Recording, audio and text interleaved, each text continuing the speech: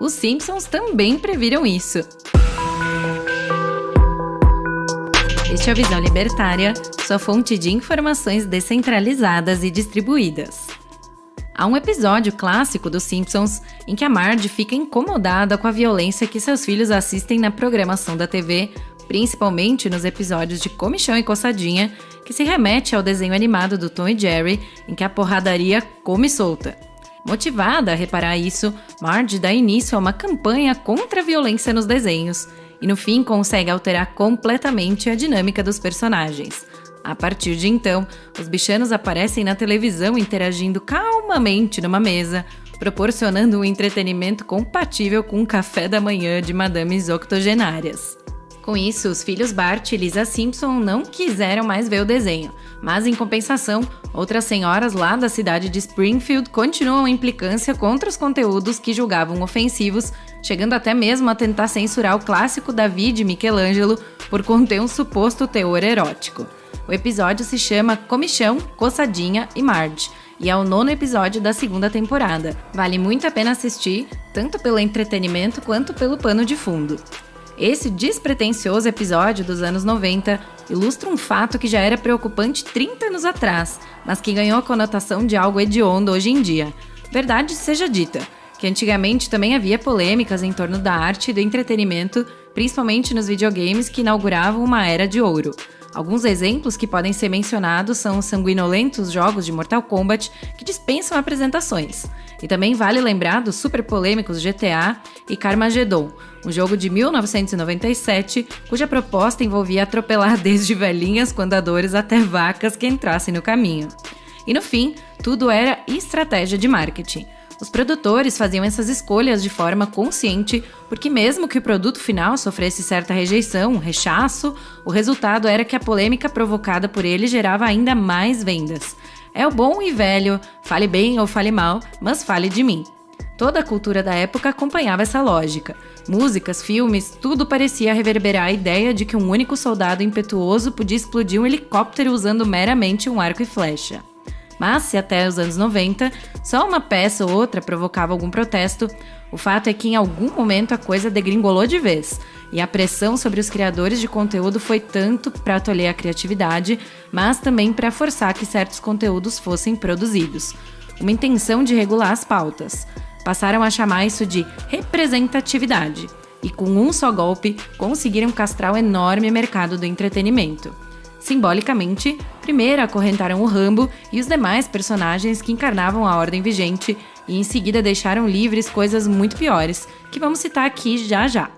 No universo musical, o velho rock and roll passou a ser visto com desconfiança porque nas músicas tinha muitas declarações alegadamente indecorosas que os patrulheiros da moralidade dos bons costumes consideravam inconvenientes. Na época dele, nem o Freddie Mercury, acometido pela AIDS, fazia tanto mimimi como muitos fazem hoje por muito menos.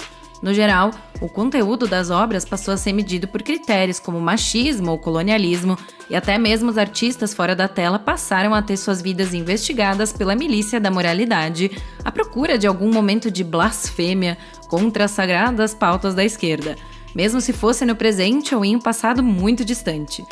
A ideia é fazer um tipo de arqueologia do proibido, visando achar algo para acusar de ter cometido uma simples opinião ultra cruel, segundo alguma lista de algum floquinho de neve ofendidinha. A turma do politicamente correto que está envolvida na indústria cultural passou a investir pesado em propostas como filmes com protagonistas femininas fortes, dirigidos necessariamente por mulheres, filmes com a maior quantidade de etnias diferentes, mesmo que o filme se passasse em uma galáxia muito distante, e assim, passo a passo, o público foi perdendo o encanto por aquilo que um dia se chamava de sétima arte. O cinema também começou a ser usado como dispositivo para ativismo em prol do coletivismo. De todo modo, a acusação de que o cinema não ajudava na representatividade social é um disparate. Vale a pena recordar que o cinema clássico já conseguiu entregar obras geniais, estreladas por ótimos atores afro-americanos como Eddie Murphy, Denzel Washington, Morgan Freeman, assim como apaixonantes histórias de mafiosos italianos e com personagens nipônicos. O universo artístico é a prova viva de que competência técnica não guarda qualquer relação com etnia ou classe social. Em contrapartida, é cada vez mais frequente o problema que se viu no remake do filme Caça-Fantasmas, cuja finalidade exclusiva era repercutir bem entre o público feminista. E até no Aves de Rapina, que não era remake e que tinha intenção também de enaltecer uma personagem feminina. Foram 2 fiascos. Em casos assim, é bem comum que a bilheteria frustre as intenções, mas ao invés de rever a estratégia, os justiceiros sociais simplesmente cantam vitória, dizendo que estão certos e o fracasso dessas produções é uma prova de que a sociedade é cultural e estruturalmente machista, imperialista, fascista, taxista, negacionista. Fim de papo, ok? Depois do discurso do Chris Rock em 2016, em que disse que a premiação na cerimônia do Oscar é uma pirâmide de brancos, o que a gente quer é ter oportunidade, a principal premiação do cinema também vem paulatinamente perdendo prestígio e audiência.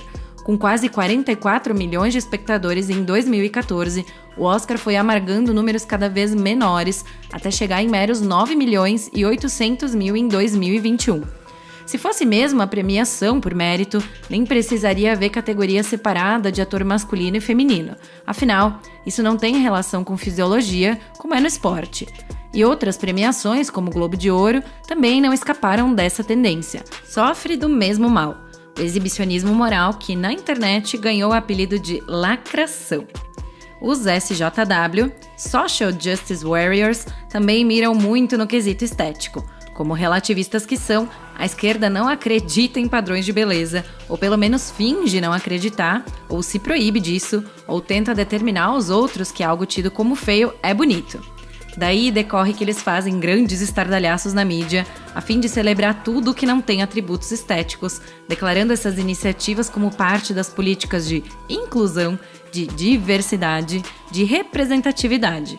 No entanto, não percebem ou negam que artificialmente fica frágil e não vai muito bem. Essas bandeiras geralmente desagradam os consumidores, já que as produções relutam em mostrar o que as pessoas querem e insistem justamente em mostrar aquilo que elas não querem ver. Provavelmente tenham um objetivo de moldar cultura, valores morais e estéticos, e isso pode ocorrer, mas não pelo caminho inverso.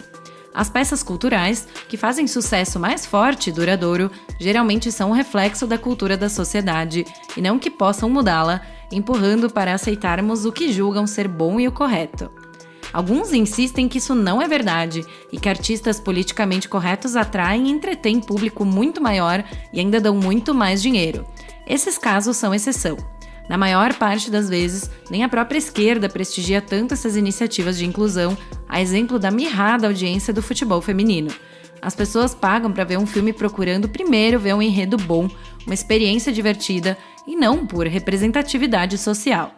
Não é lógico nem muito comum que um produto baseado em feiura deva ser considerado arte só porque o seu autor conseguiu encantar algumas pessoas de pouco senso ou de poucos critérios. Sim, o propósito claro dessas reflexões é impugnar todas essas realizações pseudo-artísticas dotadas de uma fealdade indiscutível, cuja aceitação se deve a um gradual condicionamento maquiavélico, especificamente voltado contra tudo que é belo. É óbvio que, sendo nossas personalidades diferentes, a arte pode atingir os distintos indivíduos com as mais variadas intensidades, mas até aí, isso ainda não se mostra suficiente para lançar no abismo todo o critério apurado de harmonia e beleza usado nas peças e obras que se tornaram clássicas. Clássicos são clássicos, perduram por décadas ou séculos, por mérito da própria criação e não por conta de intenção, muito menos de lacração. Isso é um processo gradual. Mesmo o samba, em 1920, sendo classificado como algo que fosse vexame para as madames, ninguém gravaria um álbum cheio de cacofonias voltado a repetir infinitamente os mais variados nomes dos órgãos genitais. No entanto, não dá para dizer isso do mundo que emergiu um século depois. Mas não se engane pensando que a fealdade é exclusiva do século XXI. Mesmo que as composições de outrora fossem mais requintadas, a indiscutível decadência da arte já começava desde o século XX. Por exemplo, quem conhece A Fonte, que é na verdade um mictório do escultor francês Marcel Duchamp, você talvez pense que o francês ousou esculpir um urinol e que isso já seria uma desgraça suficiente, mas foi pior. Ele simplesmente comprou o mictório e o exibiu em uma mostra de arte em 1917. Para muitos críticos, o urinol de Marcel Duchamp é a arte mais importante do século XX. Mais recentemente, temos uma performance dos noruegueses Ida Miller e Vegard Wigge, conhecido por apresentações de 12 horas em que jogam fezes na plateia e urinam na própria boca. Arte? Bah, não dá, né? Sem fugir muito do escopo, a arte moderna também já produziu pérolas como Nexus Vômitos, uma típica criação de Millie Brown, cujo processo artístico consiste em vomitar em cima de seus quadros. Será que ela já testou e explorou todas as várias maneiras de produzir obras únicas com técnicas mais agradáveis até chegar nessa? Antigamente se acreditava que o artista tinha um pé na loucura, mas hoje a arte moderna levou esse conceito a tal ponto que se torna difícil distinguir entre uma performance teatral e as mais abjetas cenas de um hospício. Tem também o músico e compositor minimalista John Cage, que valoriza tanto as pausas entre as notas musicais, que criou uma obra chamada 4:33, cujo resultado da execução são os sons que a plateia emite ao reagir incomodada com ele sentado em frente ao piano, olhando para a partitura, sem tocar uma única nota, durante 4 minutos e 33 segundos. Mas se falar que é coisa de louco, aí você que é o intolerante, né?